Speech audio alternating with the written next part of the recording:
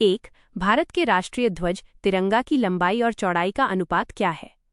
उत्तर 3:2। राष्ट्रीय ध्वज की लंबाई 3 के अनुपात में और चौड़ाई 2 के अनुपात में होती है। यदि चौड़ाई और लंबाई का अनुपात पूछा जाए तो यह 2:3 होगा। 2. भारत के राष्ट्रीय ध्वज तिरंगे का डिजाइन किसने तैयार किया था? उत्तर पिंगली वेंकैया। स्वतंत्रता सेनानी पिंगली वेंकैया ने भारतीय राष्ट्रीय ध्वज का प्रारंभिक डिजाइन तैयार किया था, जिसे बाद में थोड़े बदलाव के साथ अपनाया गया। 3. संविधान सभा ने भारत के राष्ट्रीय ध्वज को कब अपनाया था? उत्तर 22 जुलाई 1947। भारत की स्वतंत्रता से कुछ ही दिन पहले संविधान सभा की बैठक में तिरंगे को राष्ट्रीय ध्वज के रूप में आधिकारिक तौर पर स्वीकार किया गया था। 4. राष्ट्रीय ध्वज के मध्य स्थित धर्मचक्र में कितनी तीलियां स्पोक्स होती हैं? उत्तर 24। ये 24 तीलियां मनुष्य के 24 गुणों को दर्शाती हैं और दिन के 24 घंटों के साथ साथ निरंतर प्रगति का प्रतीक हैं। 5. राष्ट्रीय ध्वज के बीच में बने चक्र का रंग कैसा होता है? उत्तर गहरा नीला, नेवी ब्लू। ये चक्र सारनाथ स्थित अशोक स्तंभ के सिंह फलक से लिया गया है, जो धर्म चक्र का प्रतिनिधित्व करता है। 6. राष्ट्रीय ध्वज के सबसे ऊपर स्थित केसरिया रंग किसका प्रतीक है? उत्तर देश की शक्ति, साहस और बलिदान का। तिरंगे का केसरिया रंग साहस का, सफेद रंग शांति और सत्य का तथा हरा रंग उर्वरता, वृद्धि और भूमि की पवित्रता का प्रतीक है। 7. प्रसिद्ध झंडा गीत विजयी विश्व तिरंगा प्यारा की रचना किसने की थी? उत्तर श्यामलाल गुप्त पार्षद। 1924 में रचित यह गीत भारतीय स्वतंत्रता संग्राम के दौरान बहुत लोकप्रिय हुआ और इसे 1938 के कांग्रेस अधिवेशन में स्वीकार किया गया था। 8. भारत का राष्ट्रीय प्रतीक नेशनल एम्ब्लम कहाँ से लिया गया है? उत्तर सारनाथ स्थित अशोक के सिंह स्तंभ से। सम्राट अशोक द्वारा बनवाए गए इस स्तंभ की अनुकृति को ही भारत सरकार ने अपने आधिकारिक प्रतीक के रूप में अपनाया है। 9. भारत सरकार ने राष्ट्रीय प्रतीक को आधिकारिक रूप से कब अपनाया? उत्तर 26 जनवरी 1950। जिस दिन भारत का संविधान लागू हुआ और भारत एक गणतंत्र बना, उसी दिन इस प्रतीक को अपनाया गया था। 10. राष्ट्रीय प्रतीक के नीचे देवनागरी लिपि में अंकित वाक्य सत्यमेव जयते कहाँ से लिया गया है? उत्तर मुंडकोपनिषद। सत्यमेव जयते का अर्थ है सत्य की ही जीत होती है, जो प्राचीन भारतीय उपनिषद से लिया गया एक आदर्श वाक्य है। 11. सारनाथ स्थित अशोक स्तंभ राष्ट्रीय प्रतीक में मूल रूप से कितने शेर सिंह हैं? उत्तर 4। इसमें 4 शेर एक दूसरे की ओर पीठ किए हुए बैठे हैं, लेकिन सामने से देखने पर हमें केवल 3 शेर ही दिखाई देते हैं। 12. राष्ट्रीय प्रतीक के वृत्ताकार आधार फलक पर कौन से जानवर अंकित हैं? उत्तर हाथी, दौड़ता हुआ घोड़ा, सांड और सिंह।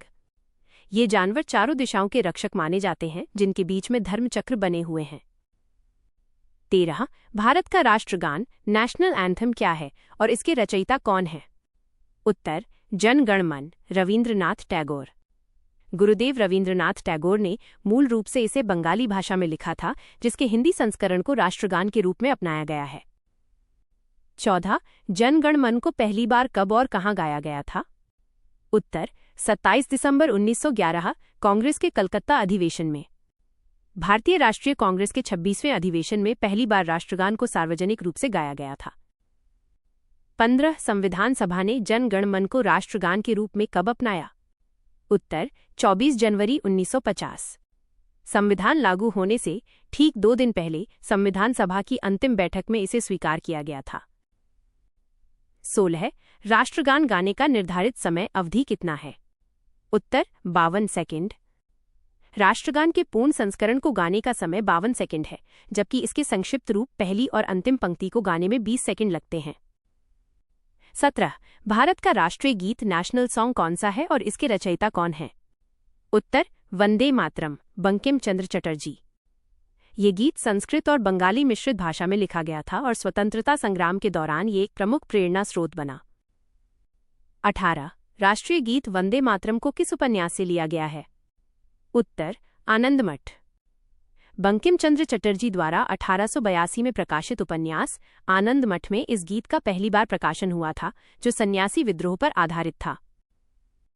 19. वंदे मातरम को पहली बार किस वर्ष गाया गया था? उत्तर 1896 ईस्वी।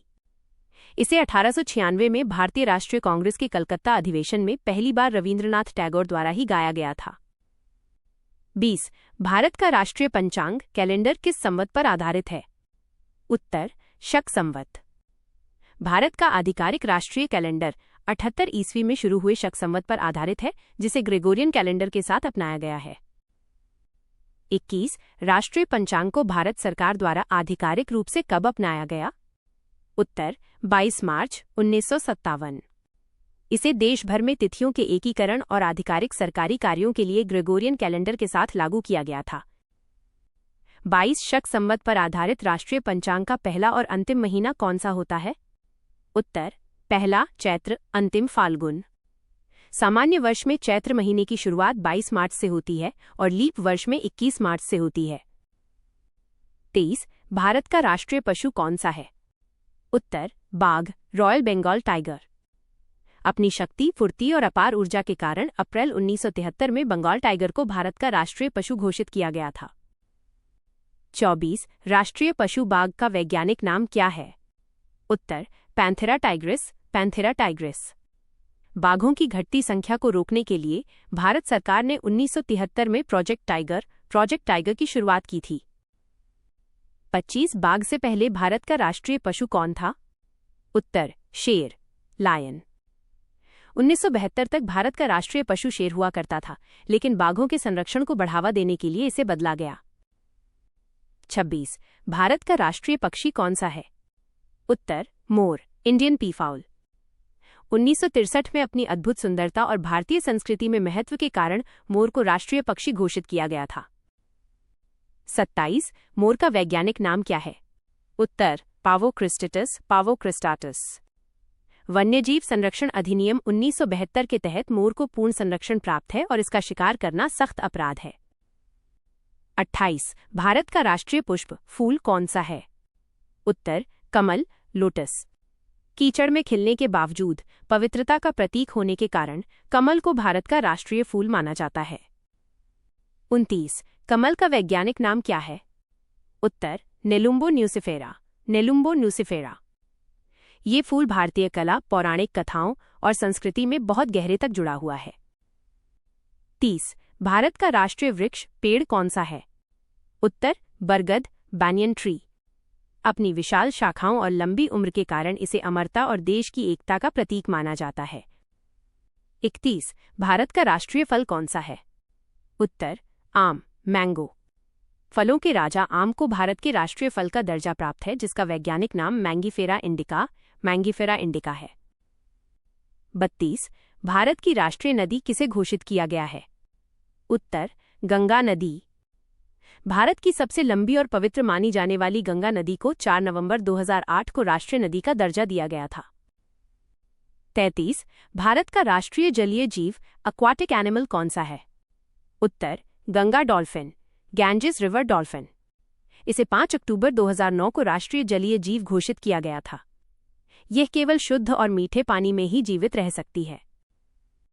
34. भारत का राष्ट्रीय विरासत पशु हेरिटेज एनिमल किसे घोषित किया गया है? उत्तर हाथी। वर्ष 2010 में हाथियों के संरक्षण को बढ़ावा देने के लिए पर्यावरण मंत्रालय ने इसे राष्ट्रीय विरासत पशु घोषित किया था। 35. भारतीय रुपये के प्रतीक चिन्ह रुपये का डिजाइन किसने तैयार किया था?